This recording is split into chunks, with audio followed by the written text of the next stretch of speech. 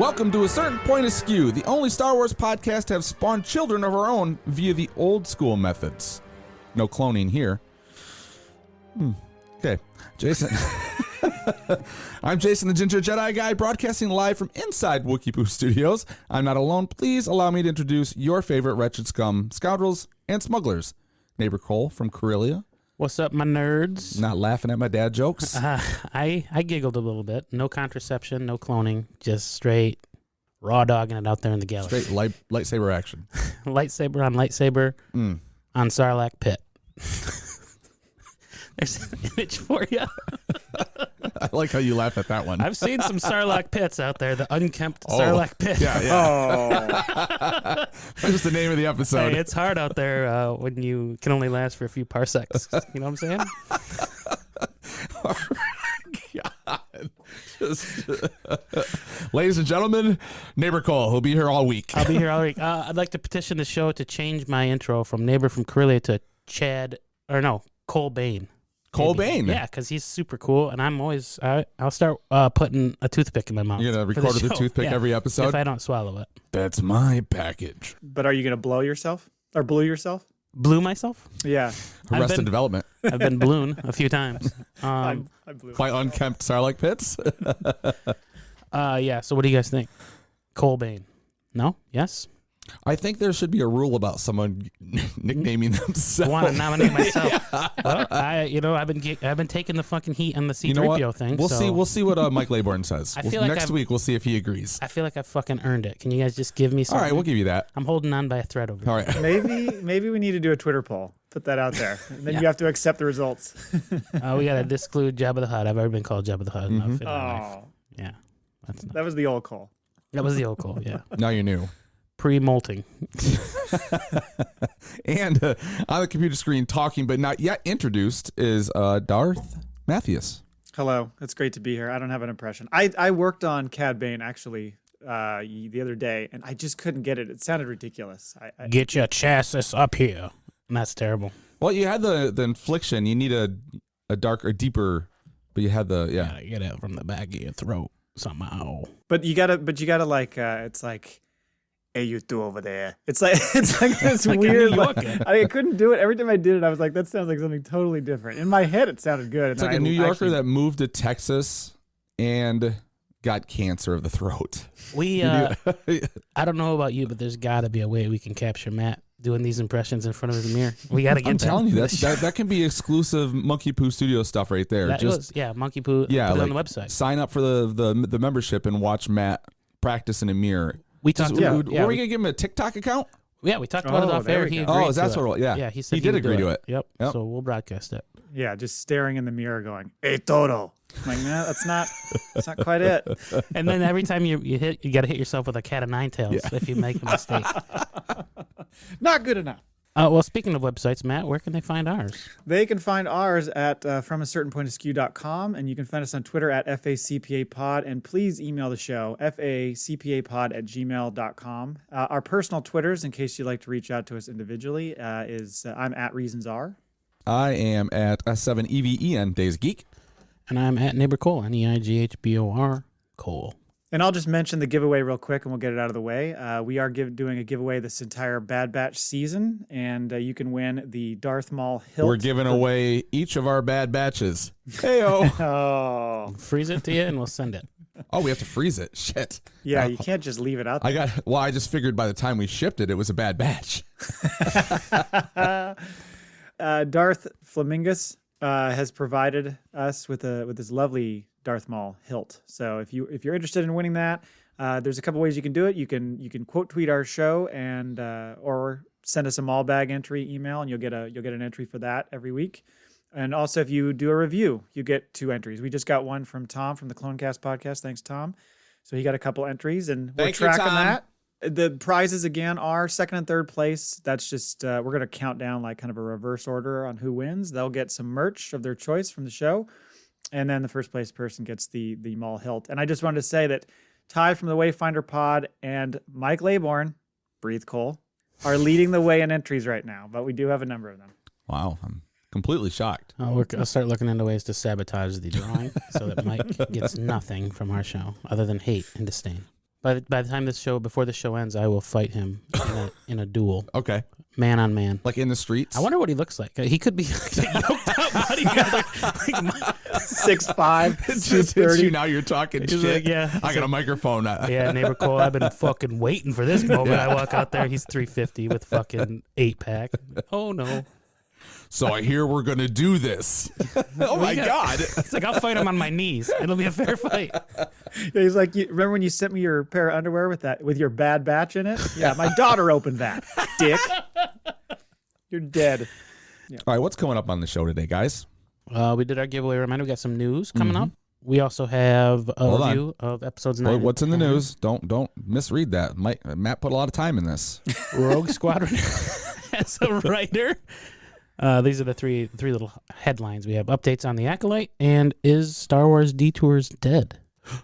We're going to be covering the Bad Batch, episodes 9 and 10. And we got a question of the week. Fennec and Boba's history. We're wondering a little bit about that. Yes, we are. We also have a couple of emails from the faithful listeners, and by faithful I mean everyone but Mike Laybourne. 3 emails, it looks like, in our mall bag. Yeah. 3 emails, one that I will be protesting hotly. Yep. And not read. I'm just going to plug my ears during that one. How about if we let you have the nickname, you won't protest the email?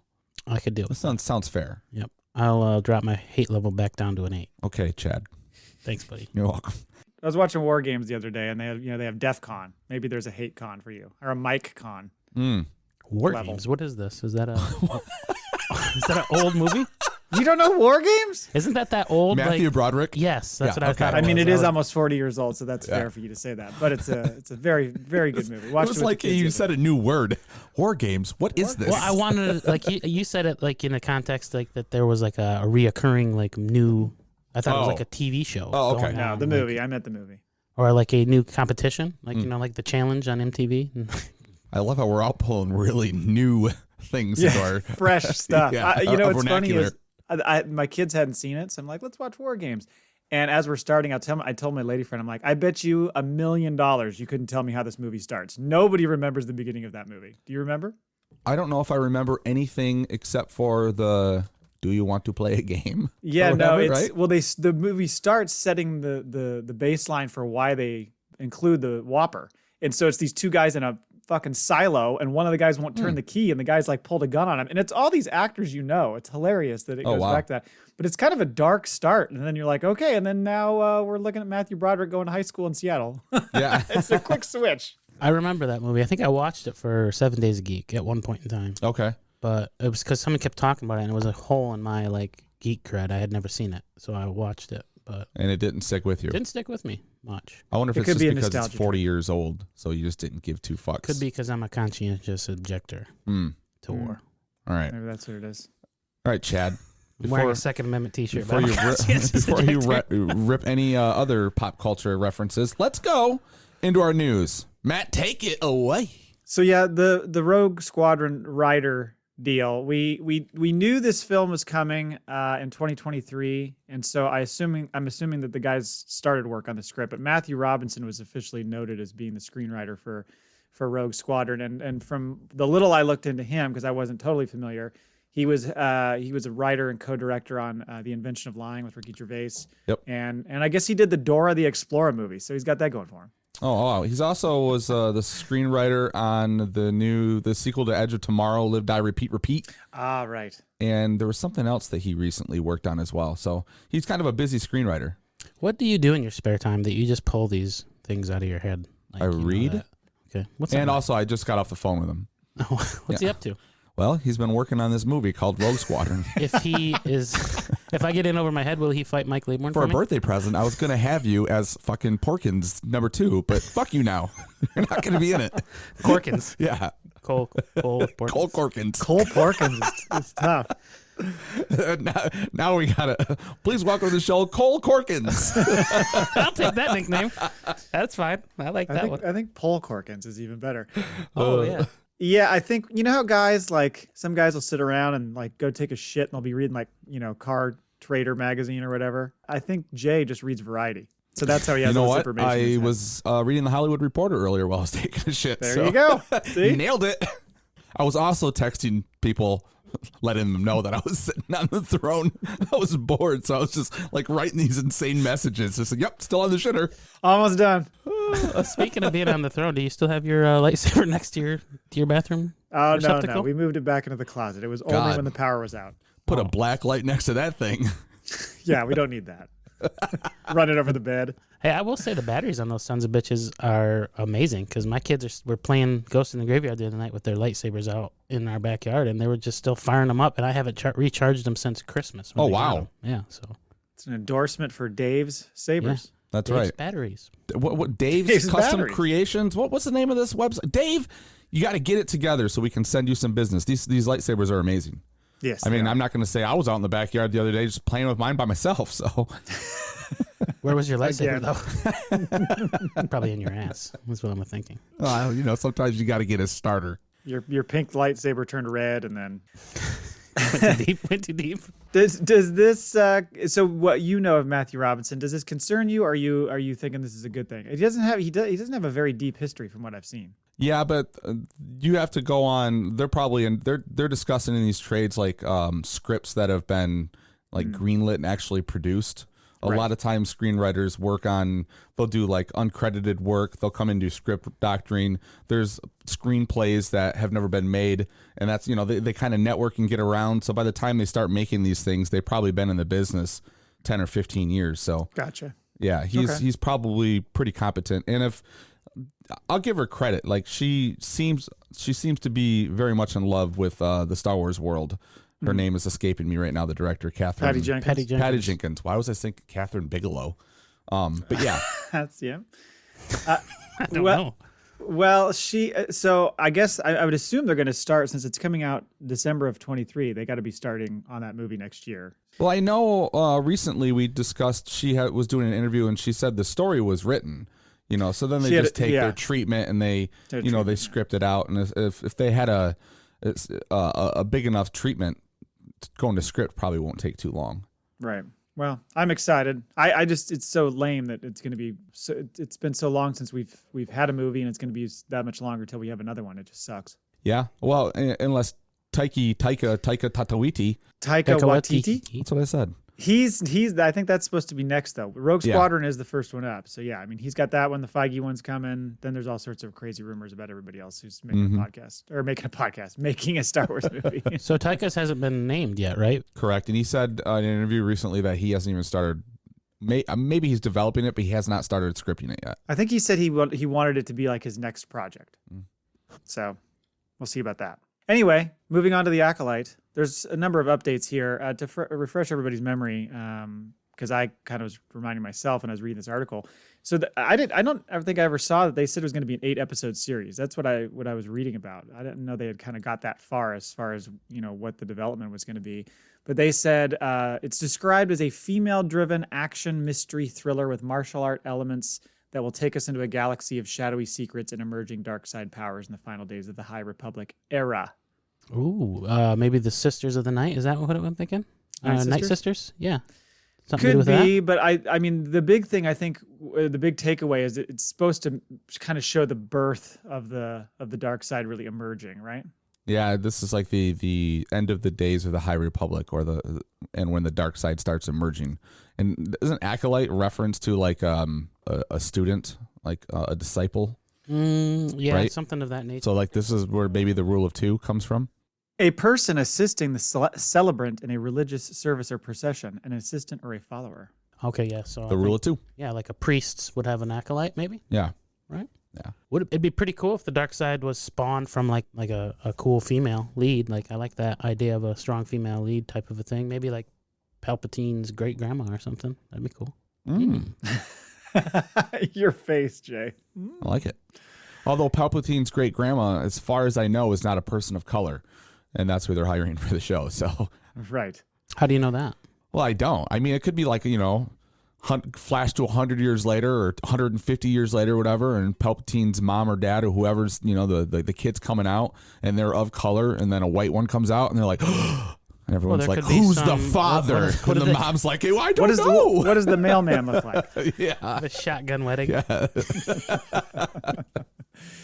But the reports are that it's starting filming in February. So if it's filming early next year, you would think it means it's coming out probably early to mid 23, like maybe spring. So that's pretty sweet. Yeah, I'll give him a year go, and maybe this comes out just after the season of Mando 3 then, right?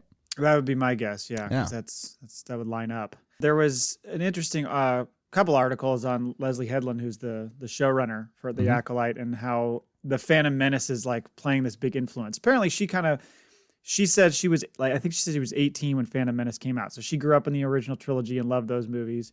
Yep. And then when the Phantom Menace came out, her point was kind of that it got her gears turning. She was like, she saw where the whole saga had begun and was like, well, how do we get to here? You know, what happened to set this up? Why are the Jedi the way they are? Why are they blind to these things happening?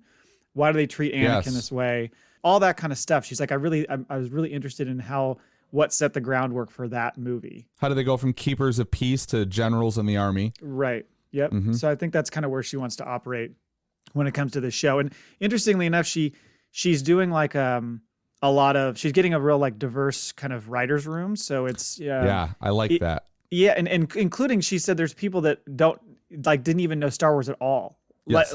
She said there was a quote she had, something about one of the writers she had was like texting her because she was catching up on Star Wars and was like, wait, Luke and Leia are brother and sister? Ha ha ha. Like, they didn't even know that. Yeah, I know that. Even people who don't watch Star Wars, you kind of know I guess the story of it. So yeah, that's pretty amazing. Yeah, but that's a crazy dynamic though, because like we've known everything about Star Wars for so long, right? But like it's brand new to them. 60%. It's a fresh perspective for them, but we've had years and years to mull it over, right? So maybe that will work out for their advantage because they have that fresh idea. She explains that for the writers' room. She says it makes sense to have someone in there because there's some backlash. There seemed to be. At least I saw some people on Twitter.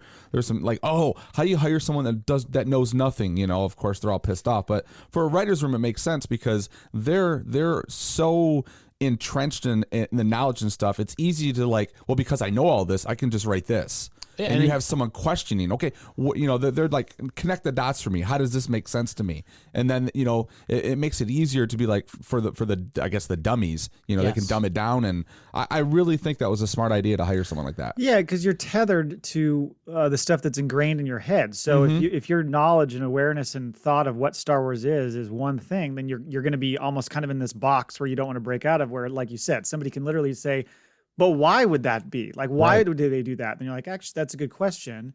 And so you start to broaden the scope of Star Wars, I think, by bringing in people who have no direct knowledge of it. Yeah, and it's a good chance that a lot of the viewers are going to be looking at it through a fresh lens as well. Younger people that haven't seen it all as well. So if it comes from the person's perspective, and there's something that like you, me, and Matt would just fucking get right away because we know we've seen all the old movies and it's just in the back of our heads. But they might not necessarily pick it up because they're not fucking big nerds like us, right? Or they'd only seen it one time. So it puts another like perspective on things. I think that's a good thing. Yeah, they might have no like awareness or understanding of the Star Wars timeline at all. Sorry. Well, to be fair, I feel attacked right now. That was my whole thing. Yeah, that went over my head at first until I looked at Cole and his face was like, I can see it coming in his eyes before. Like I just fucking glanced over. I was like, he's gonna say something about. Oh boy. Anyway, that was it with The Acolyte, and then the other thing. And this is something that back when May the 4th was approaching, we expertly and awesomely predicted that all the stuff that was going to come out on May the 4th, and we were wrong on everything. Yeah, because nothing came out. Our guy at Lucasfilm clearly dropped the ball. Yep. Our inside man. But one of the things we had speculated at the time was, you had mentioned, Jay, about Star Wars Detours, which is kind of more of a comedic approach to the franchise, and it was the brainchild of Seth Green, aka Toto. Yes. Yep. And how they worked for like 4 years with George Lucas on creating all these scripts, and they made 39 episodes. They had like another 60 scripts ready to go. Yeah. 60 something. Unproduced scripts. Yeah. And then I think it was about the time that the sale to Disney happened, or whenever it was, it kind of got shelved.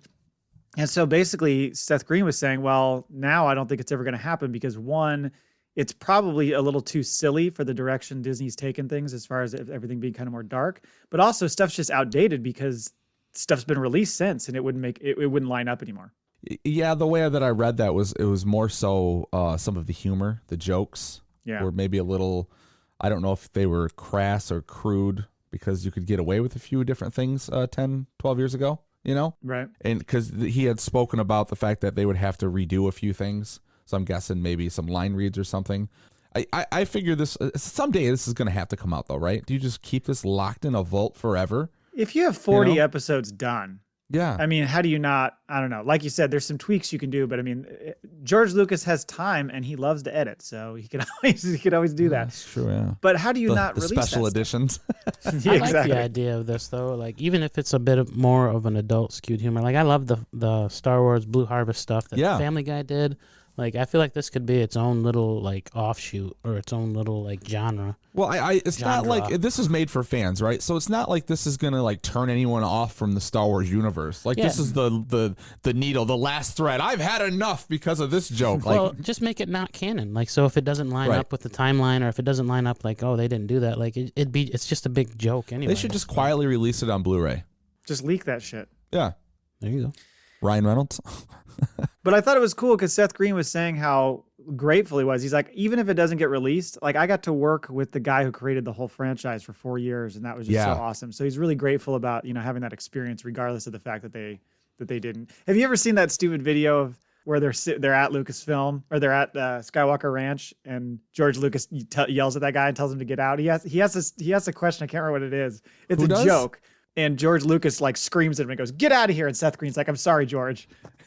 No, I've never seen It's kind of funny. I'll find the YouTube clip of it. I can't remember what he says. He asks him a question about something, and George Lucas just loses it and is like, "Get out of here!" and like kicks him out. It's clearly a joke. Is that like a writer's table? Yeah, it looks Boardroom? like they're at the main building of Skywalker Ranch. Is where it looks like they are. Yeah, that's funny. So, yeah. Anyway, that's all we had for news. We can get into the Bad Batch. Oh yes. Question of the week before or after the news, or the Let's do question of the week after. All right. Because it kind of relates a little bit to what we're going to talk about. Just initial thoughts. I was just going to say again with the visuals, like when they go to Borovio, that cloudy, kind of misty look was just so fucking cool. Yes, yeah. It just continues to deliver. I felt like I was in a Halo 2 scene watching like them walk those halls and like the alien feel to it. Yeah. And, like, I'm straight around this corner. There's going to be a... For like how long did maybe I want to ask you, it won't even register. Like when they first showed the shot and they were flying in, did you think Cloud City? Yes. Okay. Why wouldn't that register with me? Because you didn't know Luke was coming. So have I become the whipping boy on this show? Is that what's going on here, guys? Because no one gave me a fucking memo. Mike feeds his lines. Mike Laybourne feeds his lines before we record. We have another chat with him. We have a DM up right now. You motherfucker! It's like punked. He's wiring his dialogue into our earphones right now. Say this. Poke the bear. So there's a coup coming? Do I need to dig my heels in? I'm not going anywhere. I'm like the fucking guy on Wolf of Wall Street. You really don't. Like I'll go to bed. I'll come home. I'll come back out of my room. You're still in the studio, just sitting here. Sit here. Yeah. Finishing my Not coffee. leaving. This affects all of us, man. What were you saying, Matt? Sorry. Oh no, that's okay. I was just saying, I thought it was at first, but it was different, and I thought, I don't know if this is the exact same place. It certainly had that feel to it, but then what we discover later, it's like, okay, this is clearly not it. And then I looked it up to figure out where they actually went. And you realize Didn't they say it too? They said the name of it, but it was new. Like as far as I know, this was the first time I've heard of this planet, this city, and it's just like it looks like an old testing ground or wherever before they went to the clone factory. They like the water world better, so right. Yeah. It's an old cloning facility. Mm-hmm. Yeah, they said that before they got there. So which apparently there's a lot of old cloning facilities because we've run into one or two of them on the Mandalorian. Now there's this one. Well, you gotta spread that out. You gotta spread the wealth on the cloning. Also, I was gonna say, how annoying is Toto? Sorry, Seth Green. That fucking character drives me nuts. That little shitty robot. Really? Oh, he just drives me nuts. he's a bit of a know-it-all, I guess, or not a one-upper, but he's just a nag. Pretentious. He's a bit pretentious. Yeah. I think. I can't stand him. Every time he takes a lump, I'm like, sweet. I like how Cade talks to him like he's his stepchild. Cade? Isn't that? Sorry, Chad. Cade. There it is. Bad change. Cade or Chad, either one. Bad changes. Oh God! And I didn't even mean to do it that time. That was just me being dumb. So it's Chad, Cad, Porkins, Dorkins, whatever you want to call it. You're right though. He talks to him like that. He treats him like a stepchild. He just constantly like, Toto, I'm gonna need you up here now. I like my favorite line of the whole show is "Get your chassis up here, chassis up here, chassis. Get your chassis up here." Like, oh, that's a little close to ass. That's right. Chass. Did you have any other opening thoughts? We can jump into the episode Bounty Lost, which kind of gives away what's going to happen. Yeah, I mean, yeah, that's true. So my overall thoughts, like Omega has always been just kind of a little offshoot character, I guess. Blah blah blah. She's always been cool, but man, I fucking found her like, I don't know if it was, I just found her so likable this entire episode, or like she's so fucking like cute. The stuff that she was doing and her little accent. Her little defiance, like, yeah, let me out now. Like she's just, like, oh, this little girl's got some spunk to her. She does. But yeah, she and we'll learn why in a few minutes. She really grew on me as a character on this episode, is what my big takeaway was. And I was like, yeah, I like her. She's kind of coming into her own. This was another great episode. I think so too. I liked episode 9 a lot. Yeah. Yeah, she's learning to survive. She's picking up. You know what I mean? She's grown up in a very safe environment. On Camino, where she was just helping out. I always screw up the names. Lamasu, Namaste. God, I would screw it up. But anyway, she was Namaste. She was, if you're doing your yoga.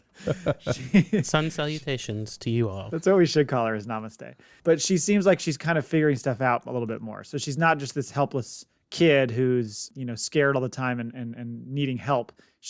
I don't think she's ever been portrayed like that, really. I like that when we first met her, she started a fight with all the troops. Like, she did do that. That's true. But I just think that she's exposed to it. She's never been outside of Camino. So she's kind of like figuring out how to adapt. New. Just as much as like landing on a planet and seeing dirt all over the place. Like she was just like, what is this? Yeah, some of the wonder's gone, and she's starting to figure out that she needs to kind of pay attention to shit and protect herself. Yeah.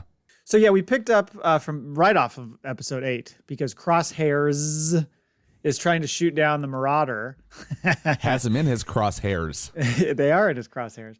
And the Dad Batch is trying to kind of figure out where did Chad Bane go with Omega. And so they ended up having to just make the jump to hyperspace.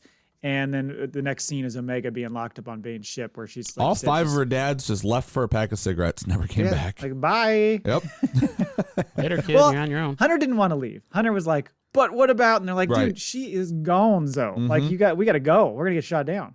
So then we find out what we knew, which was that Lama Su was the one who hired Chad, and right.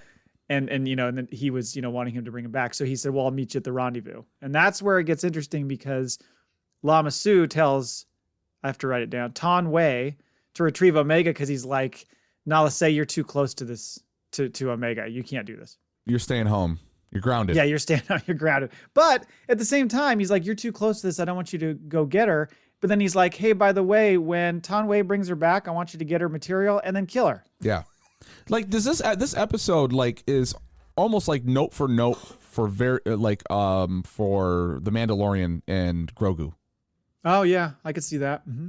With the way they're trying to extract his stuff, why they're trying to get the child. And then like at the end, she's taken from her Mando, and now they got to go retrieve her. So they reference that her and Boba are the only 2 pures left, like with the pure genetic sequence. So we're going right there, huh? Okay. Well, that's what we were talking about. Right? I think that's next. That's where the big bomb was dropped by Tech, where he's like, "Yeah, I have only one other." Well, I thought when you said that they were going to extract her genetic sequence. Yes. And Cole, you can proceed.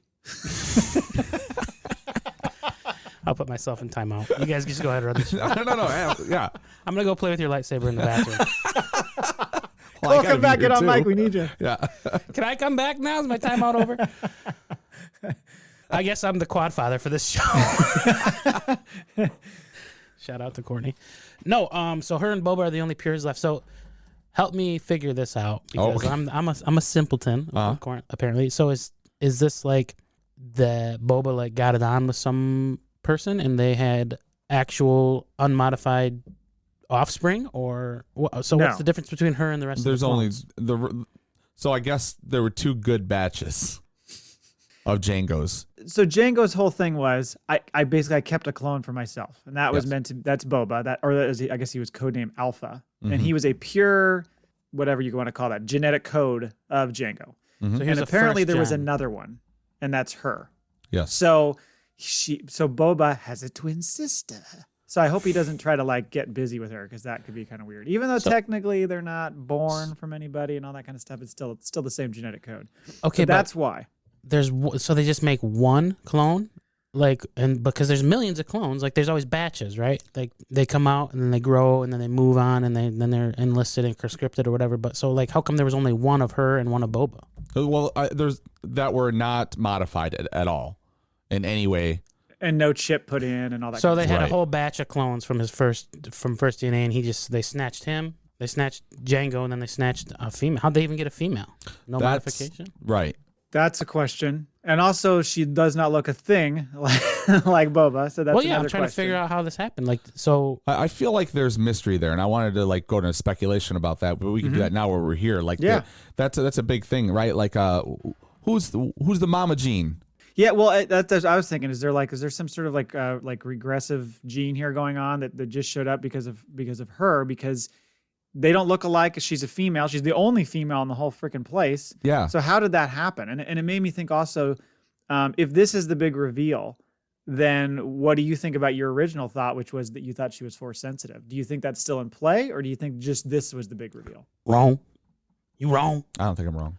I'm not saying you're wrong. I'm just saying, I am. did it change your mind at all about it to say, oh, well, maybe this is just about her being a pure genetic. Well, I mean, offspring. to me, it wasn't that big of a surprise. I mean, Right. the big surprise was she's just a pure Boba, Yeah, but how is it not direct surprising? line. So if you clone, Because she's still Boba's, hold or on she's a still second. Jango's. If you clone a fucking DNA from Boba Fett or from Jango Fett, you're gonna get a fucking replica of Jango Fett. You're not gonna get a female. You can't.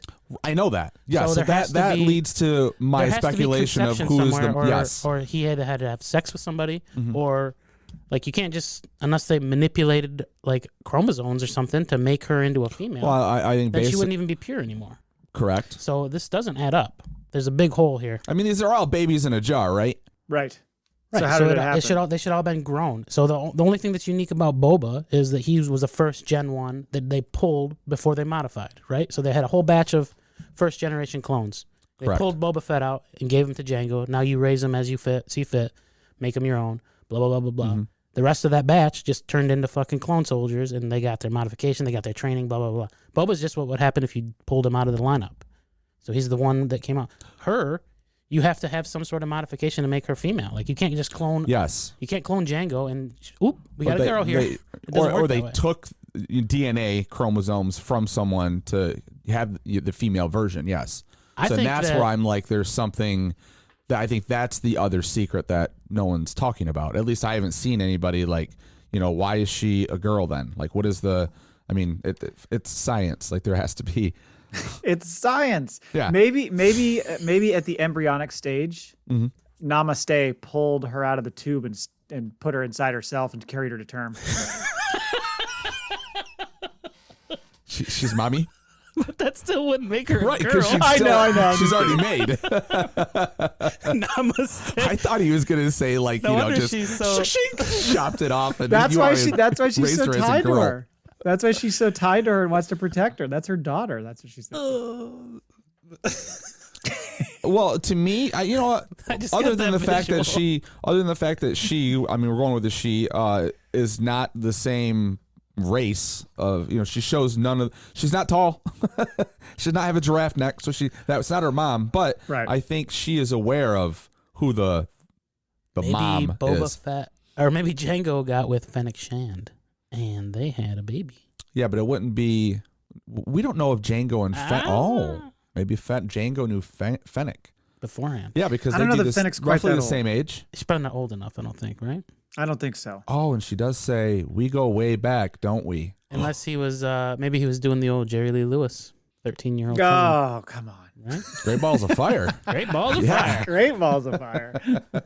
Great Mandalorian blowtorch, whatever the thing that comes out of his arm. Flame shooter. Flamethrower. Sorry. Yeah, I don't know. You could go a lot of directions with this, so I'm really curious have. as to how they're going to try to explain it. We obviously did, yeah.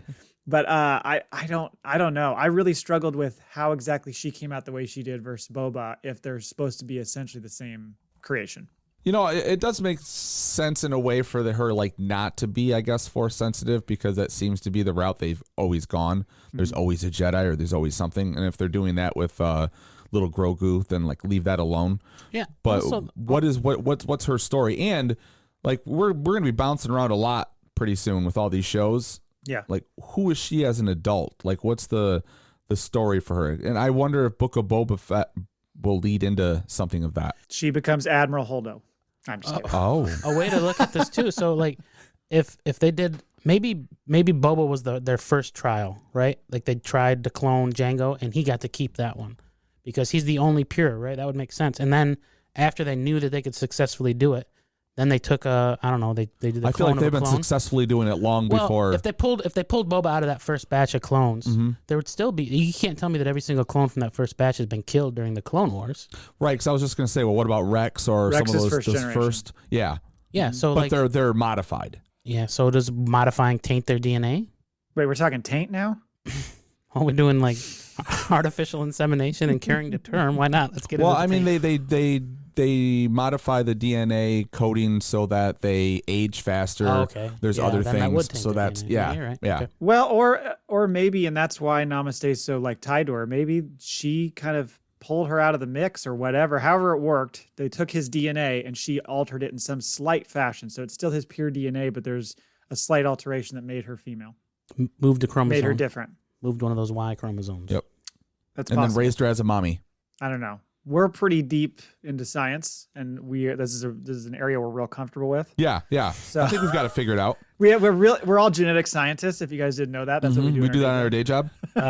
My science knowledge trumps my timeline knowledge by at least 3. So you guys are. Uh-oh. I mean, I trouble. feel like our hands have been all over a couple of bad batches. Exactly. I got a bad batch drying on my stomach from last night. Right now. Sorry. Oh dear. I hope it's yours. It's a potato chip here in about 5 minutes. Do we need to get the lightsaber blacklight out? Is that what it is? Check it out. There's got to be something that is that extra tie for Nala Se and why that she is so protective. So Right. she had to be involved somehow in what she became and what Omega became. So, or she knows something. She knows somebody who is involved. That whatever it is, there's got to be a reason why she's protecting her, and it's not just because she just feels bad for her because she was her helper. You know what I mean? Right. Yes, I agree. We will find out, I suppose. So Omega convinces Toto to let her out so she can fix his leg because his leg's still broken from getting shot off by Hunter. So Yep. Dum Dum is like, okay, and opens up. Well, if you're going to be nice to me. right, yeah, because he's used to being abused, and she's really planting that seed. You know, your Right. friend there is kind of a dick. He doesn't treat you very well. He's just walking around all peg leg. Well, if you're going to put me back Exactly. together, I'll let And you well, out. he's so fixed on the leg. She's like, this is a way to gain his trust. So she fixes his shit and then immediately like shuts him down, which I thought was Yes. pretty funny. And then Bane is like, starts doing that whole like Toto and starts coming down. So she gets her comm device and is able to like grab it and get out of there and darts out of the ship.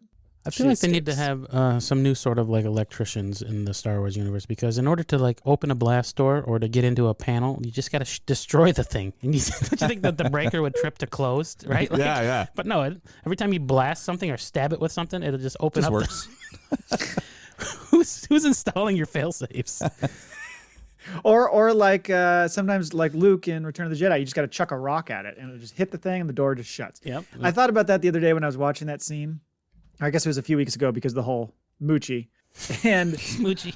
again, it's one of those where you look back and you can't look back. But if that's any sort of Jedi late, like from like Clone Wars era, yeah, he would just go poof with his finger and the thing would do it. But he Yeah, has to hit true. it with the fucking. I guess he wasn't quite a Jedi master yet. That's what we should. There you Was go. it a skull he threw? No, it was a rock a because he rock. uses the bone to. Chucks it left-handed too. I was like, is he left-handed? I don't know what's going on there. Why do you chuck it left-handed? He kind of looks funny.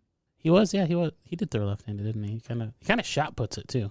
Yeah, it's an odd look. So she escapes into the facility and then she's trying to get the dad batch on her comms and they hear it. What is the fucking range on this thing? Oh, man. They must have 5G out there. Yep. I guess I couldn't believe that. I could believe it, but I was a little taken aback by the fact that it reached them somehow. They should have made her like walk near the window, like when you're trying to get cell Like she's phone got bad But she's reception? got like Yes. her forearm up, like She's looking for the bars. can't get a goddamn thing on this thing. Can you hear me Paid now? my bill. Paid my bill. I like how the whole town is shut down. She's got to bust open doors, but she gets a signal. So the radio tower's still running. Yeah, everything seems to still be working. And Yeah. she always knows the sequence to like fire stuff up and, oh, look at the kitty. Sorry. Hi. But then, of course, Bane finds her and he smashes the device and cuffs her. And He also says, he says the coolest line ever, by hook or by crook, Yeah, you're by hook or coming by with me. Is that what he says? Yeah, I was like, where Yeah. does that come from? I should have used that in my bad impression. But then we find out Toto's like, there's a ship coming in. And Yep, yeah. and then right about that time is when he comes around the corner and he finds Ton Wei dead because he hears the blasts. And he's like, And Fennec. Fennec smoked her. Basically, think it was you're her no right away? match for me. Yeah, I figured she was showing back up. Yeah. yeah, I thought it was going to be Luke.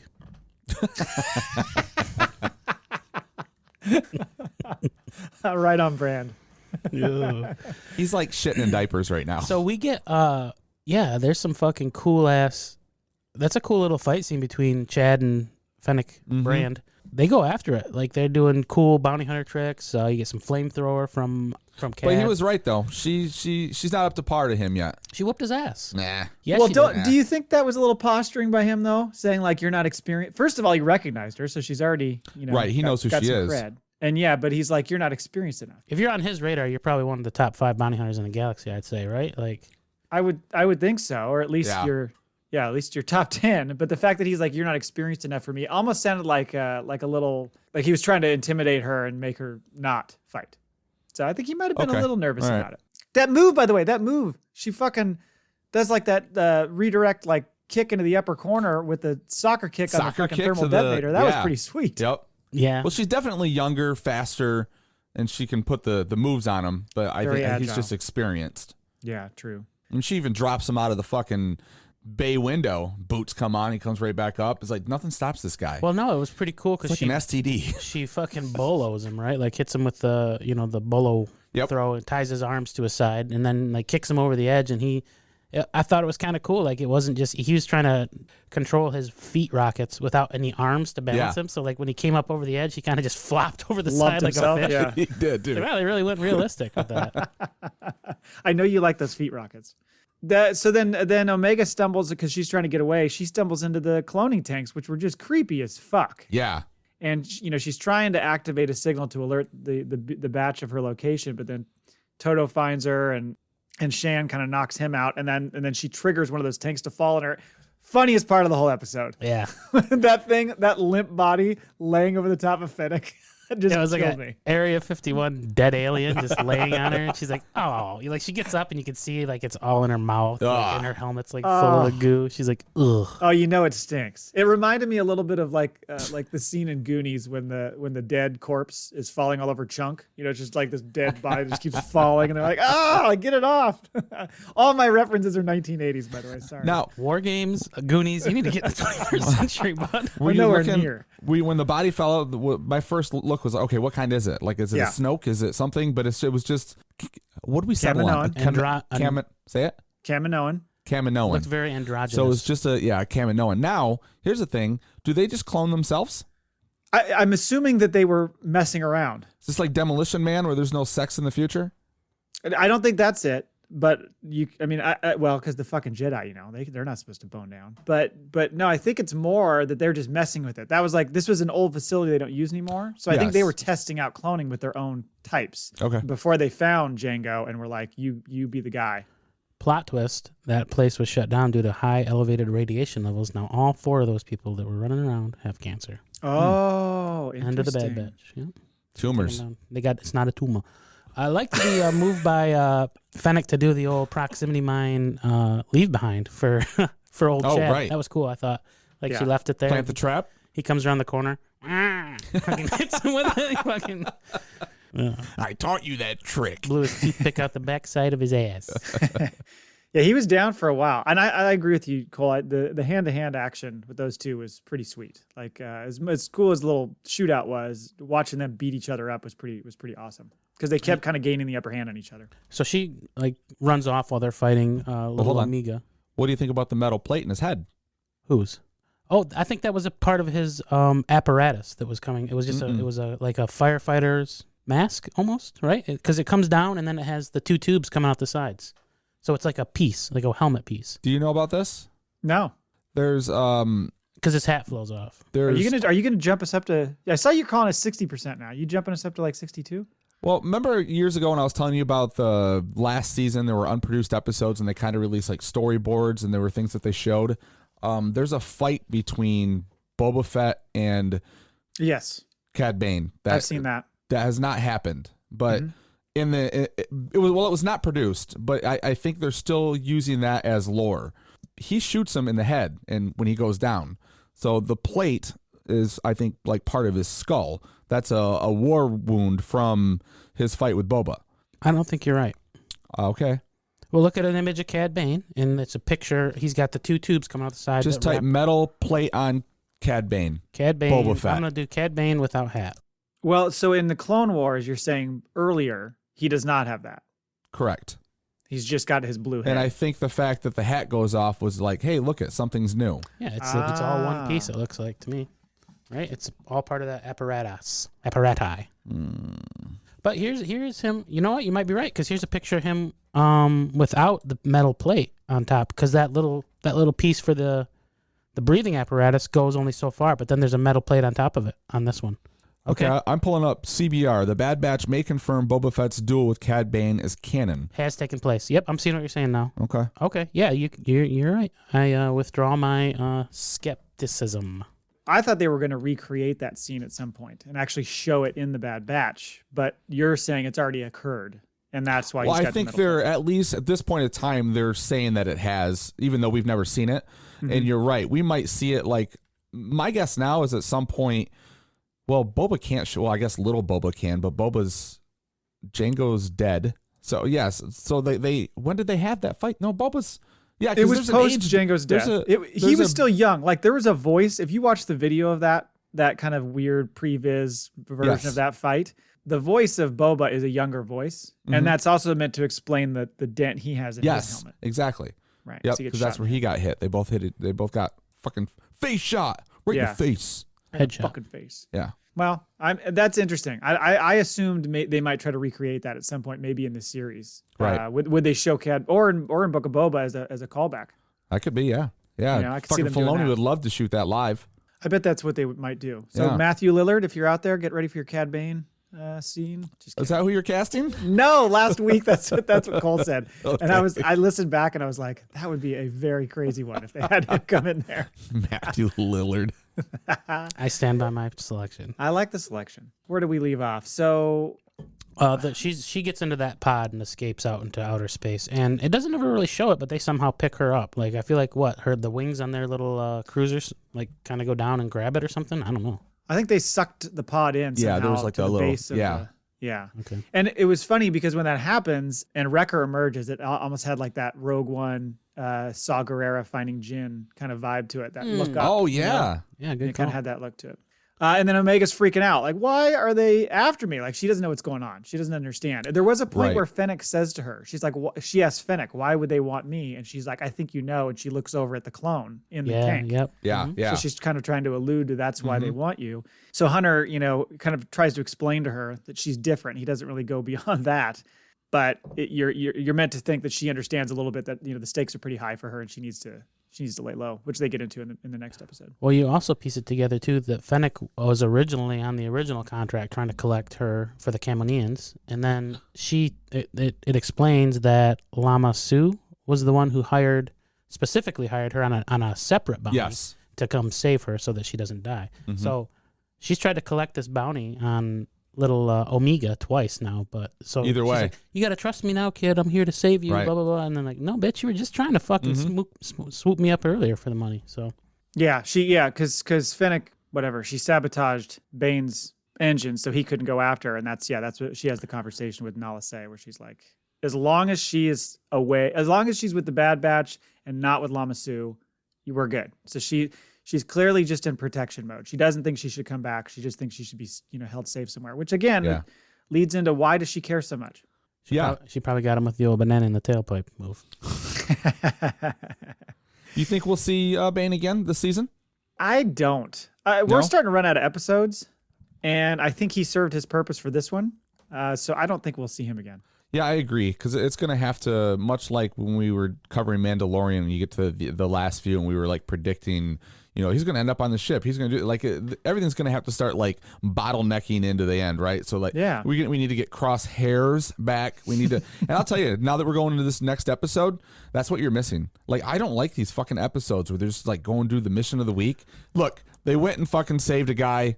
The end. Let's move on. You get to see the old beat up bandage Crosshairs. Don't let him escape. He's in the fucking that's at the beginning of the episode. He's looking like a mummy wrapped up, burned victim. But you're saying you like the Empire involvement versus. I do. I like that subplot story. I like he's a good foil for them.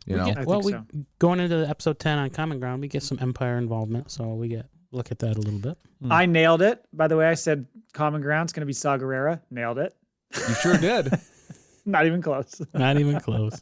But we open on Raxus, which is the capital of the old Separatist government. Right. And so we remember this from Clone Wars. That's where like Dooku was on there. That's where Mina Bonteri was, and she's the one who was the mother of Lux, who was the flirty with Ahsoka. Remember that dude? Yes. Yeah. So all that stems from this planet. And I know you guys have been screaming for it, too. We finally get some GS8 droid action. We get a droid that gets to put a little plot in, other than Gronk in, what's his name? Toto. Right. She gets to carry a Vaz. Vaz. This is very important. Captain Bragg is the gal, by the way, who's the Empire gal at the beginning. And she's basically saying like, hey, to the people. Yeah. We're not your enemy. We're cool.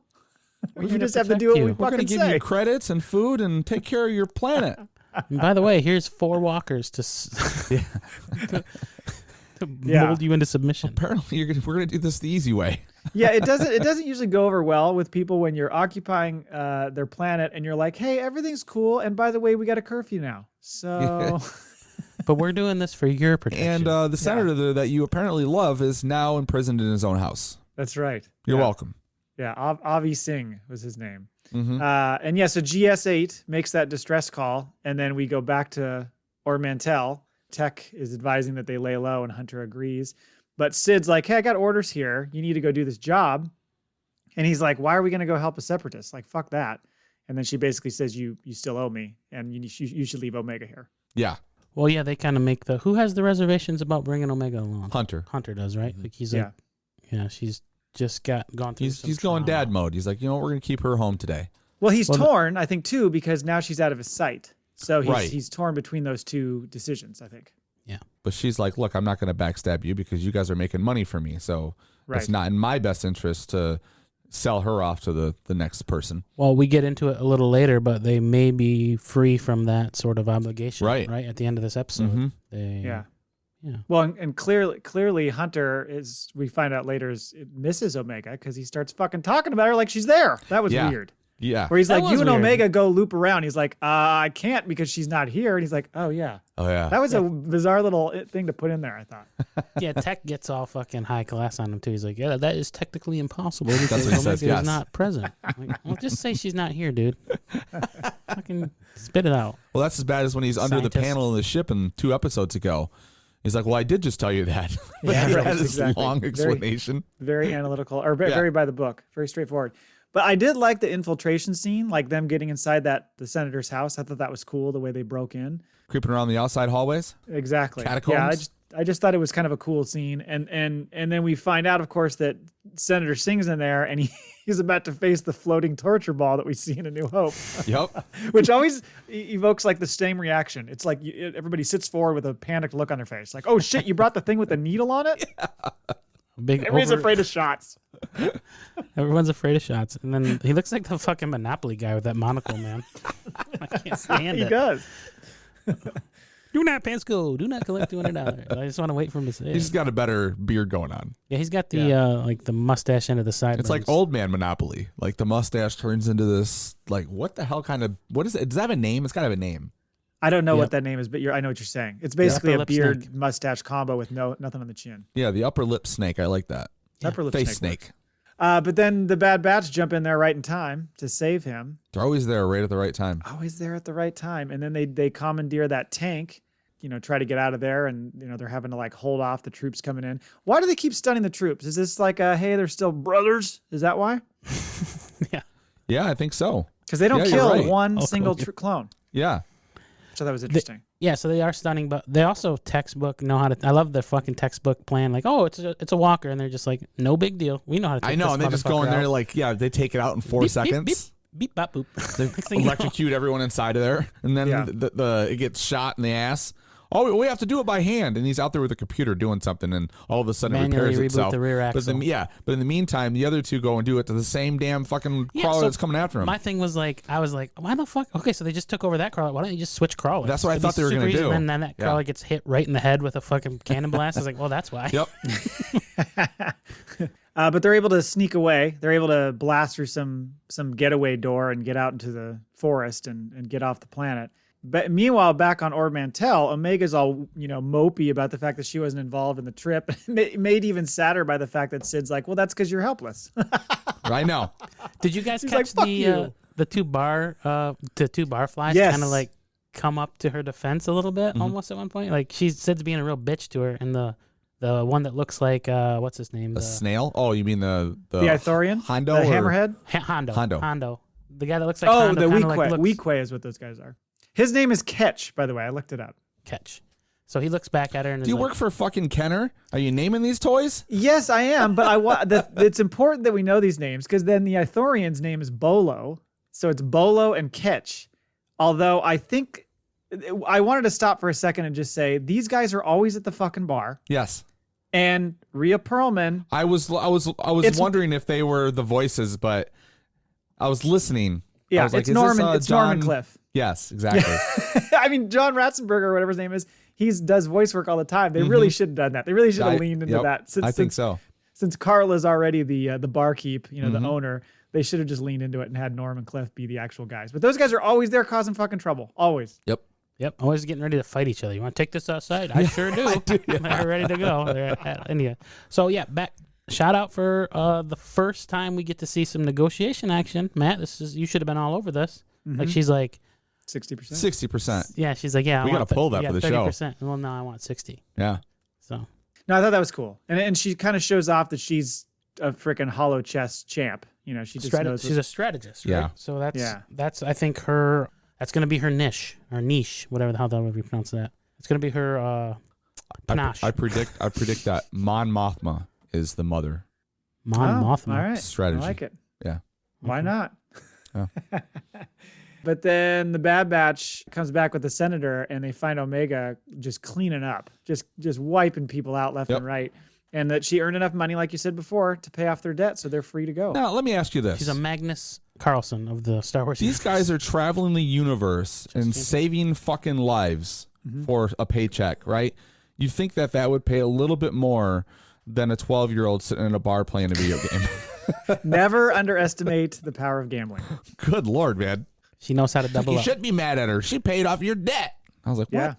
Well, but that's the nice thing is I do like the character Sid and all that kind of stuff, but it's like, yeah, we kind of need to move on. The like you Right. said, the mission of the week stuff is kind of played out at this point. Let's move on to the next thing, which is what I want to get into as far as like what's next, because we know the next two titles of the episodes are Devil's Deal and Rescue on Ryloth, and I'm just not sure exactly. I don't know what the Devil's Deal is going to be, because Rescue on Ryloth to me could easily be like Hera's dad and that family and crew are like, stuck there by the Empire or something, and they have to get them off or something to that effect. But I don't know what the hell Devil's Deal is going to be.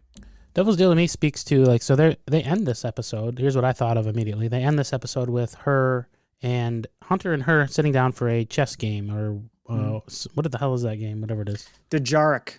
Dejarik? Mhm. Okay. They're playing that head to head, and the stakes are whether or not she'll ever be excluded from another mission. Right? Yes. So maybe the Devil's Deal is he's forced to exclude her again and like double cross her. Oh, wow. So he's like, I know I promised you that you couldn't, but blah, blah, blah. And then he like puts her off to the side. She goes off to the side, and then she still gets captured, and now he feels like a real fucking heel. That's Could be. pretty good. That's where I'm going with it. I was thinking it was Darth Maul. Darth Maul is certainly in the cards. I don't know if that's going to happen or not. I think if it's not Darth Maul, it's going to be somebody else that they're going to find themselves in a pickle again. And they're going to have to do something with somebody that's like an unsavory character Right. to get out of it. Maybe That would Hondo. be my thought. Ooh. Could be Hondo Hondo. comes in. Haven't seen Hondo yet. Yep. I wouldn't mind seeing him. But yeah, I mean, that's all I can think of for these next couple episodes. At this point, with no lead into the next episode, we're kind of, right. Yeah, it blind. sort of was just an ending right there. So you're right, we are. Yeah. So it's a new mission, a new pick me up, a new like what sends them out into the world again. Because if they're supposed to be laying low, this is like kind of like if it's a devil's deal, right? Like I feel like this is kind of like they have to go do this. Yeah, at some point they've got to sync up with the rebellion. It's just got to happen. So when is that going to happen? You are completely right. And how many episodes do we have left? We have 6. We are through 10. The other 6 left. Yeah. So it's got to happen pretty soon. Because I would assume when they do hook up with the rebellion, there's going to be a story arc there that covers multiple episodes. My thing is what happens to them, right? Because you never hear about the Bad Batch in episode 4, nothing like that. So. Oh, they gonna die. You think they're gonna die? I think at least some of them are gonna die, and I think at least one, if not 2, will die in this show. That's just my hunch. You think? I don't think any of them are going to die in this show. You don't think so? Not yet, no. Maybe not this season. Maybe some of them are going to die, and then like the ending is going to be Hunter and Omega, father-daughter, on a farm somewhere, moisture farm, living their life quietly in some small corner of the They'd like the farm over from Luke. Like, let's just go to Tatooine. Everyone else goes there. Yeah. Maybe they're in Tashi Station. There you go. Yeah. Is that what it running Tashi Station. That's it. Could be. Maybe that's Hunter's last name. Station? Tashi? Hunter Tashi? Station. Hunter Station. Tashi's his middle name. Yeah. God, we're stupid. Yeah, pretty much. Should we move on to the question of the week? Oh, the show just writes itself. Yeah, let's go. Let's go to the question of the week. So more and more, it seems like Fennec and Boba are going to meet at some point during the Bad Batch. That's what it just seems like we're heading toward. Mm-hmm. It would serve as a nice tee up for Book of Boba coming, soon anyway, to have them meet just as a little tease to that. But it seems like there is more of a history than what we saw in The Mandalorian. Like there was something happened before he just found her in the desert and brought her back to life or whatever and patched her up, and then she became kind of his number 2. So what I was wondering is, I feel like there's a life debt, sort of. That's a Wookiee like thing. She's right, but I mean, like the reason he saves her life on Tatooine and Mandalorian is because of something that happens where he feels he owes her that much. Well, then they'd be even, and she wouldn't be his number 2, right? Like if she saved him, then he saves her. Like okay, now we're even, right? And I need to go get this thing. Come help me. Well, she would have There's money involved, and then they just kind of stuck together after that. I don't know. Okay. Well, that was my question: is are we going to find? Is she going to be the one who pulls him out of the Sarlacc pit? I think that would be way too much. The fact that like they both saved each other on Tatooine 5 years, or I guess more than 5 years apart. But well, no, it would be 5 years then. But like if they're going to run into each other like this season, first of all, like what is the age gap between Alpha and Omega? I don't know I don't know if there is a gap. Well, one's the beginning. I guess there would be a little bit of a gap. Yeah, he's a little bit because this is do we know how much time do we Attack of the Clones? He was like 10, right, or something, or 12 maybe at the most. I don't know. I think he's a teenager at this point, and she's still right. Because last we saw him in the animated, he was running around with that crew now, right? Yeah, he was starting to get kind of angsty teen. Like he was probably 13, maybe. And you said something earlier, twin sister, so that couldn't be right. Like he has right, to but be it's young. that theme. Right. I know he was making a joke. But. Sister. Yeah, so I just feel like they're going to meet in the Bad Batch this season. There's going to be something. Since the Book of Boba is going to be doing a lot of flashback stuff, are we going to see a little more of their history in that series that she's already starring in, where they go back and show, oh yeah, there's this time where you saved me from blah, blah, blah. Maybe that's what what's the episode called? The Devil's what? The Devil's Deal. Devil's Deal? The Devil's Deal. Because what's going to happen, they're going to, the crews are all going to meet on a planet for a job. And then Alpha and Omega, they're going to get a little, hey, what's up? And then there's going to be Why do you keep saying Alpha? You're talking about Boba Fett? Yeah. Okay. There's going to be the Luke and Leia kiss, and then later on they find out they're related. You think Disney's got the balls to do it again? I don't know. When you, I doubt it, but you never know. Anything's on board. And the fact that you said, like when I said, oh, would she get him out of the Sarlacc pit? And you said that, I think that might be a bit too much. Mm-hmm. I don't think anything's out of the realm of possibilities because they do tie a lot of shit together. Yeah. You know what I mean? I think it's going to be just something super unspectacular that gets him out. Like he's going to, I don't know. Like to me, I think he does it himself. Yeah, his jetpack maybe gets separated from him at some point, and then he has to go find it in the pit a little bit, like he's caught up and he's getting digested. You just slowly. watching him crawl through the intestines. Yeah, and he grabs the fucking jetpack and gets out, and then he crashes because he's so weak from the. Maybe he just turns on acid. the flamethrower and just gives him acid reflux. Just keeps spraying the esophagus until he coughs him out. Yeah, very nice. Maybe use some whistling birds. Tickle that To throat. explore his tonsils. I don't think Boba's got the whistling birds. No, he doesn't. Oh well. Anyway, I just thought it was interesting because it seems like they've got to meet. I think. I don't think the agree. first time they meet is later. I think it's sooner. Fennec and Boba. Yeah. Mm-hmm. But okay, now here's a weird thing. No, we haven't had enough of that so far. She's younger than him. Well, I guess they're about the same age in real life. No, Who? Fennec? Fennec's older than him. Right. Well, she would be in this, but if you're watching The Mandalorian, he's got more years than she does. But I She think just they're holds up roughly the better. same age in real life. Like, isn't Ming Na Wan? Is that her name? She's what, 50 something? Ming-Na Wen, yeah. I think she's like in her mid to late 50s, isn't she? Yeah. Something like that. So they're probably the same age. I don't. Yeah. Oh, you're saying in real life. Yeah. I don't. I'm not sure, but in this, in the story, she's meant to be older. I think she just ages better.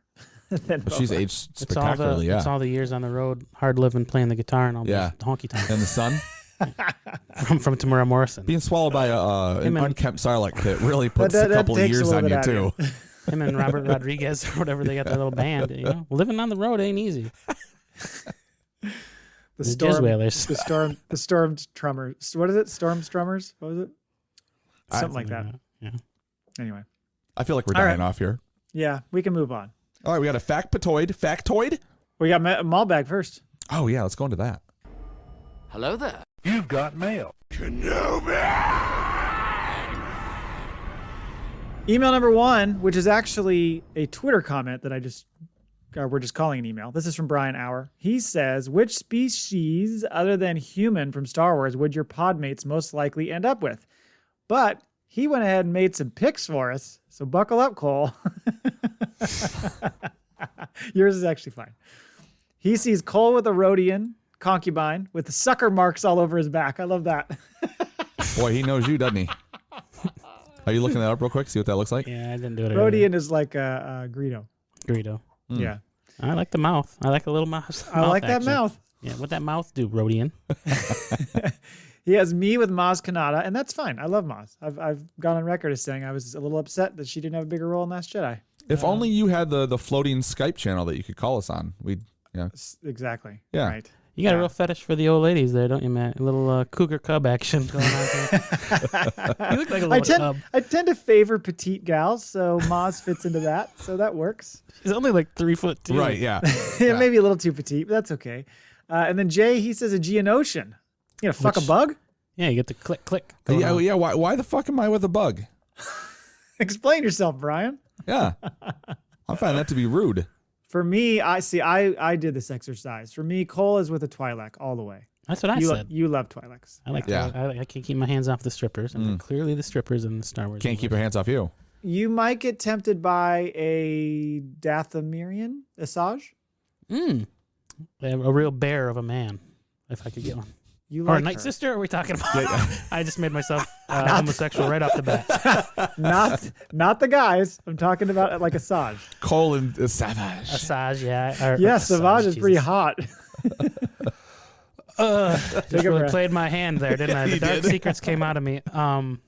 Yeah, I could just see myself at a bar. You know, that Twi'lek really likes me, I think. She doesn't care about the credits that I've been giving her all night long. I think she likes me. Jay, I had you with I think you say Togruta. That's like Ahsoka. So okay. I see I you get with that. I see you with an Ashoka type person. Yeah, I'm Ashoka all the way. Yeah. Like Clerks 2, all rubber feet. I feel like Matt would maybe have a little bit of a furry fetish. So Chewbacca or maybe Wookiee or Ewok. Like a trimmed Chewbacca? I'm going to have to say Ewok now because he likes the petite, shorter Okay. Maz Kanata. Yeah. So like it's a Maz with hair. So Unkempt. How do you feel? I like my Ewoks. Not Oh, shaved. natural. Natural. Really grow it out. I want to be lost in that thing. 70s style. He doesn't mean, need Star a Wars blanket. started He in just the 70s. covers up with his Ewok. His references are from the 70s and 80s, Yep. so he might as well fucking It go might back. fit. Yeah. Like, good luck, Anton. I actually was going to say, I think you pronounce it Palawick, like Snooty, the lead singer of the Jizz Wailers. I want that long Okay. protruding mouth. What do you do with that? Imagine the So imagine many the rim things. job you So could get Well, with you that can thing. look her in the eye at the same time she's going down. She's like right there, eye to eye with him.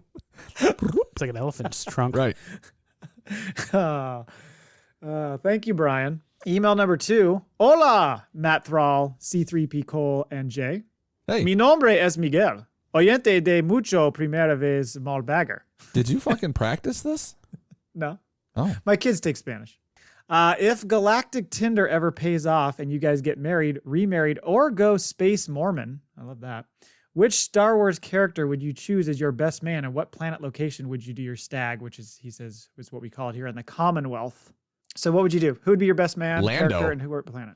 Lando's going to show you a good time. Lando would be, well, that's your And you might not end up being married after that night.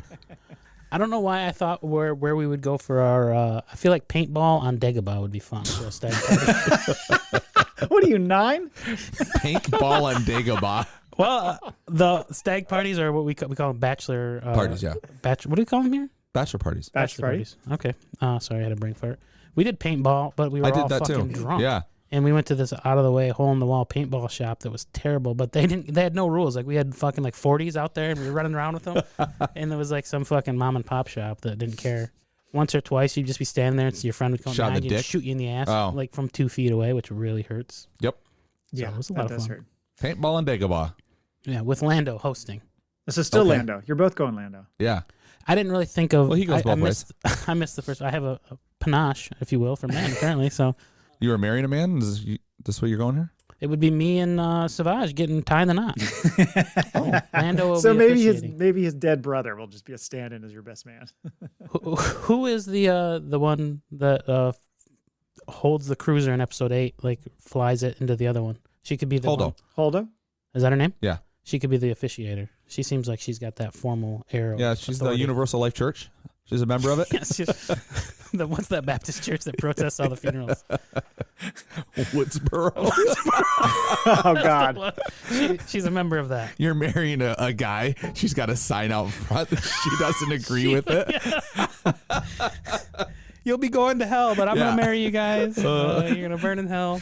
She's got purple hair, which clearly, I feel like signifies she might go both ways, but she hates you. Yes. Really tainting Holdo's legacy here. Jesus. My best man would be Hondo. Because, we saw that guy knows how to party. And, like, Oh, when yeah. they just found him in the bar that one time, he was, I think he would Tanked. be. Oh, yeah, he was like running the whole thing right on that little planet. Yeah. He had his own setup, and yeah. Yep. I think he would be a good time.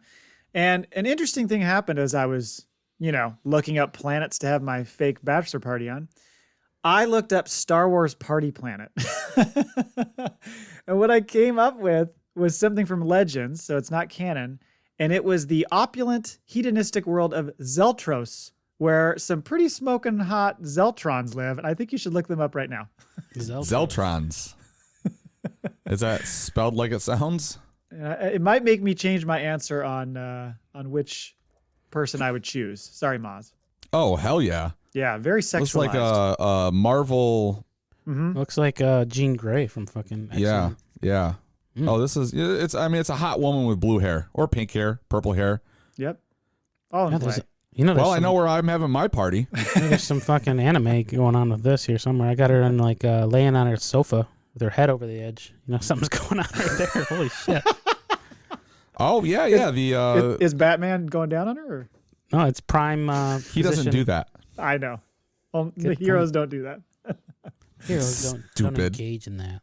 Mike says, "Gracias, espero que ganes el Darksaber," and it's Miguel. So we know that that's Mike. He knows he was banned for 3 weeks, but he's still trying to sneak in emails under the radar. He also sent me a separate thing that said, or maybe this was on Twitter. He said, "Now that we've established that FACPA Pod is a religious podcast and that Cole is a friar, what position do Matt and Jay hold in the Church of FACPA?" I got mad as a cardinal.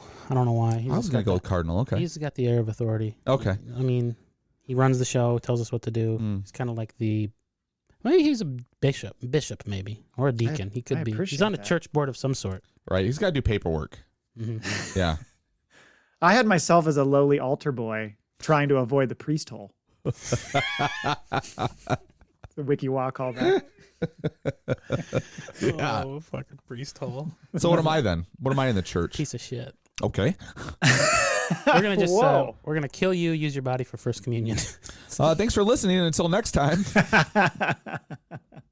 Yeah, I couldn't come up with one for you. I there were a couple I threw out, but I just thought I don't know. I don't know where you would. You're so I'm non-religious. so well. That's true. So I don't really know. That makes me feel better. I felt like I was like boring and plain, and you couldn't put me anywhere. You're the homeless guy that sleeps in the back pew because he has nowhere else to go. Okay. That's where you go. Because the house of God is a sanctuary to all of his I creatures. believe in the Lord only when I need a pew to sleep in. You're raiding the donation jar. Yeah. They pass the offering plate and you take money out. Take it. Yeah, Yeah, exactly. and then you got a little bottle of Mad Thank Dog you. 2020 in your fucking coat. All right, thank you, Mike. The last email is from Louis Cabral. Hello, skewers. Louis here, Clockwork Owl. Hope the force is flowing smoothly through you all. I have a suggestion for you. Nothing too formal, but each of you should list, this is a tall order, each of you should list the Star Wars movies based on your preference. And then he said, guess you may need to decide which movies to include. I would assume you would include all 11 of them. This is a chore. It's quite a chore, and I threw this out to you guys because I think this is something we could get deeper into on an episode sometime. Yeah. So I was just going to kind of keep it more like high level. I just jotted down some quick, thoughts. Quick off the top of my dome. 5, 4, 6, 7, 3, 9, 8, 2, 1. 1, 2. Sorry. Wow.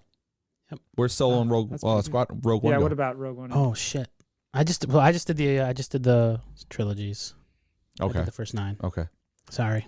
I kind of broke mine up into categories because Of course you did. Do you have a spreadsheet for this? I do have a spreadsheet. I have fantastic, great, good / fun, mixed bag, and bad. And so my fantastic is just Empire. I fucking love Empire. Okay. I think it's the most complete, fully just awesome Number movie. 5. Yep. Great. I've got Rogue One and A New Hope because I really like those two quite a lot. For good fun, I have Return of the Jedi, Force Awakens, and Solo. Everybody's probably going, where the fuck is Revenge of the Sith? People love Revenge of the Sith. I love Revenge. I of the think Sith, Revenge too. of the Sith is a good one. I have it in the mixed bag group. So I've got Rise of Skywalker because it's got problems. I got Last Jedi because there's certain parts I like, but there's other parts I don't. Yeah. Phantom Menace, I think a lot of people shit on, and there's parts of it I really do like. Like I like Qui-Gon, I like the Maul fight and all that kind of stuff. Yeah. And then Revenge of the Sith is a great setup for the original trilogy, but I mean, I struggle to get over like no and all that kind of stuff that comes from Revenge of the Sith. That sticks with me.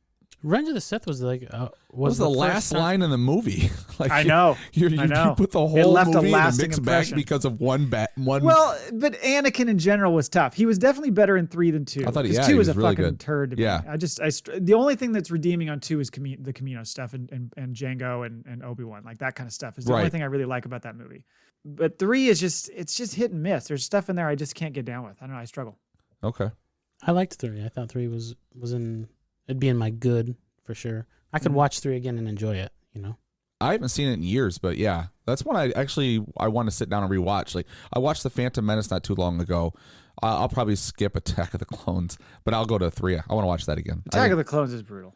Yeah, like if they wanted to redo any of the movies, or that one should just be like remade. It is 100% the reason Obi-Wan or whatever Ewan McGregor says acting yeah. against a blue screen was really right. difficult. It is that Yes. it is that movie. I know that it's in other stuff too, in the other 2 movies, but that movie is just. I've always joked about it. It feels like they filmed it like in George Lucas's garage. It was it was silly.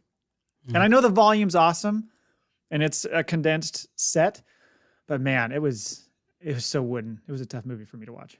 But Jay, did you have a? Did you do your bads though? You didn't do your bads. My bad is Attack of the Clones. Oh, okay. That was the That's only the, one. that's the only one. Okay. I didn't make a list. I'd like to delve into this a little bit more. Let's make Okay. this another episode. We can save it for another time. Yeah. Put it on your. Yeah. Oh, it'll be on the doc that you guys never read. He's probably looking. Let's see the last time these 2 checked in. He's got a spreadsheet on that too on the right hand side. Guys, guys, I updated the doc. You didn't look, did you? Yeah, Crickets. I've learned that I can only schedule or like talk about a schedule for the next episode only. Just the next schedule. That's all we the can next handle, one. buddy. Well, and it's not One at like a time. there's so much. Like I don't know what the fuck's going on in 2 weeks. Like I'm just about at the end of like, okay, I'll make that happen. I don't know what like tonight. Like the other day when you guys were like, we're recording at 11:15. I said to Cole, I was like, 11:15 at night's pretty late. I was like, I guess we can do it. I'm not doing anything on a Friday night. And then you said AM. I was like, I guess that makes more sense. Here's how but we've never recorded in the morning, like ever. This is how me and Jay do it. Hey, we need to do our weekly watch party. Can you record Friday? This is Thursday afternoon. Yeah, I'm not doing anything. So we're doing that tonight. So we at got 9. a crossover with another podcast, Netflix and Swill Guys, and we put it together like a day and a half before. Yeah, it's tough. I said somewhere at some place, Matt's head is exploding right now. Yeah. No, it's fine. I've learned that I can map out stuff. I can put out a schedule of what we might have in the future. I Right. just don't need to tell you guys about it, and I'll bring you in one at a time. Just fill us in. Yeah. That's right. Really cookie crumb us or crumb us with the information. Exactly. He did also put at the end of this, he said, here's the situation. Your parents went away on a week's vacation. The three of you are stuck on the set of a Star Wars movie that is currently being filmed. To escape, you have to cross the chute in the background, each wearing one of the following three outfits. These are your only clothes. The only thing you have on is underwear. I will have you know I rarely wear underwear, Louis. Which do you choose? Hold on. Chewbacca? I'm going to need a minute with that. Ladies? To process the visual. Yeah. Yeah. I gotta let that shit breathe. Well, I mean, you might too, the way you've been going today on the show. He just has. Did you just get warm? Is he sweating? I have been sweating. He has Maz wear them as over her face as like a humiliation cape. Only after I've mixed a bad batch in there. I just have this vision of like Put these on your face, every you time dirty that him little. and Maz do it, it has to be on that virtual Skype. Well, we can get Dooku involved. He's a fucking master of the. Of He the is. the Yeah, but he's got hologram. clothes. He's got the silkies on. Pops Yeah, in. that's true. Pops in. I've been looking forward to this.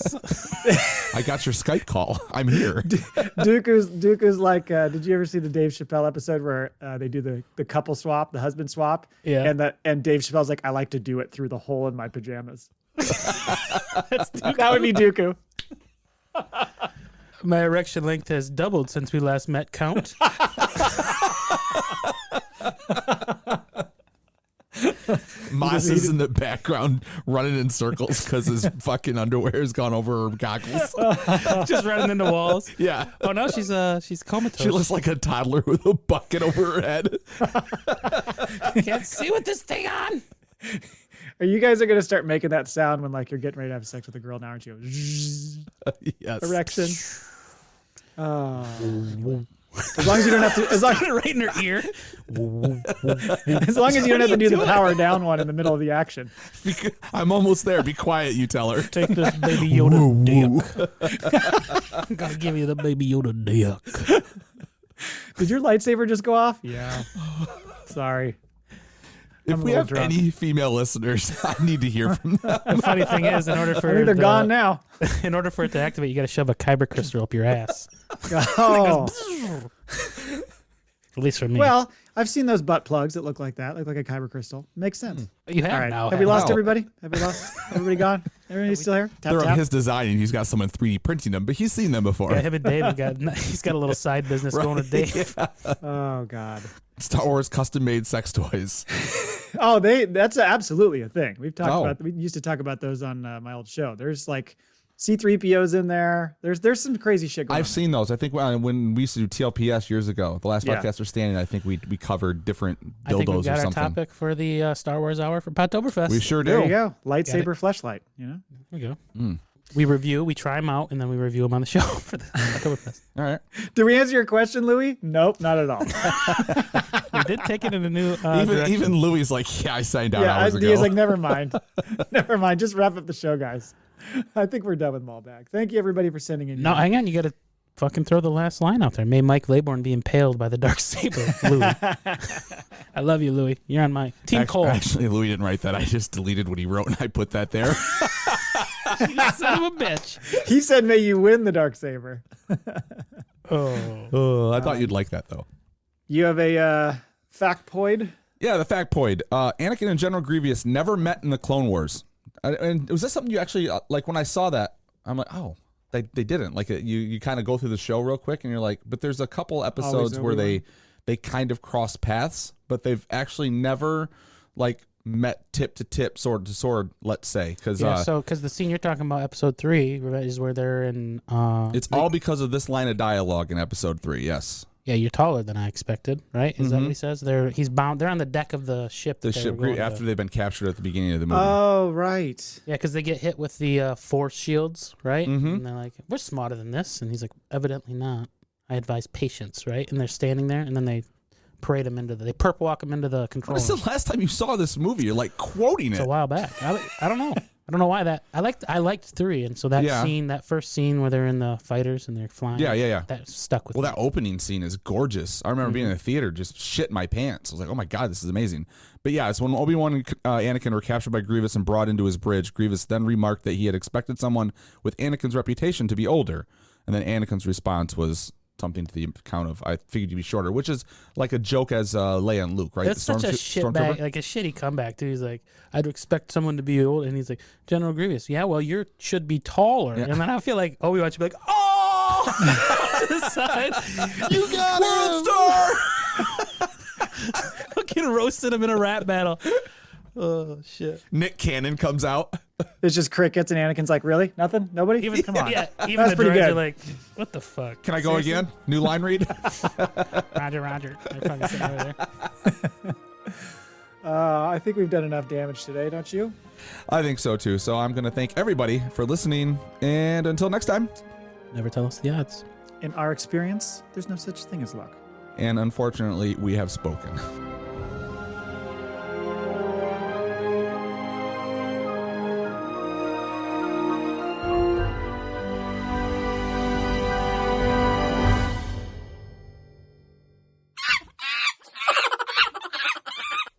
Monkey poo.